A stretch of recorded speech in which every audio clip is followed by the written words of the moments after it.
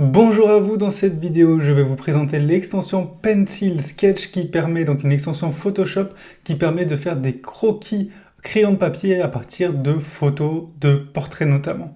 Comme on peut le voir sur l'image derrière moi, on prend donc la photo de gauche, on met un petit coup de pinceau sur les endroits que l'on souhaite faire apparaître en croquis et on clique sur Play et automatiquement le logiciel, l'extension avec le logiciel vont faire en sorte de créer un magnifique croquis très rapidement, donc un gain de temps énorme et je vais vous montrer en exemple ce que ça va donner.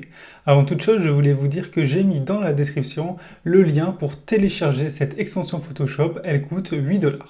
Donc on va tout de suite aller sur Photoshop et j'ai présélectionné une image, donc de cette fille-là, je vais créer un nouveau calque que je vais appeler Brush.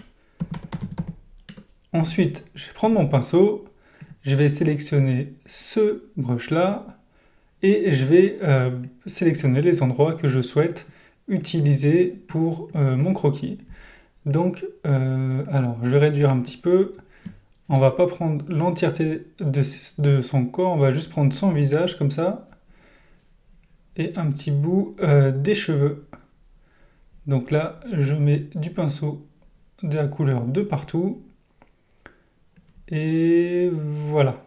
Une fois fait, donc on fait ça. Et une fois fait, on va aller dans Windows, puis dans Action. Et là, je vais sélectionner donc le dossier Pencil Sketch et je vais cliquer sur le premier. Et ensuite, je vais cliquer sur Play.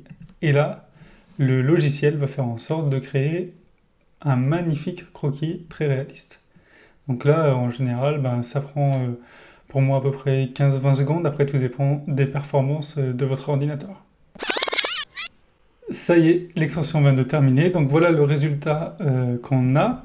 Si je zoome un petit peu pour voir les détails, donc voilà, on a bien les coups de crayon qui apparaissent de partout. C'est assez réaliste je trouve, et ensuite on peut ajouter de la couleur, par exemple ici, mettre certains tons. Hop, on peut les enlever aussi, bien sûr, ajouter les couleurs originales de la photo et modifier certains éléments ici, rajouter la luminosité, etc., comme on peut le faire habituellement dans Photoshop.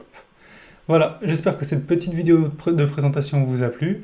Le lien est dans la description si vous voulez le télécharger, et je vous dis à très vite pour de nouvelles découvertes.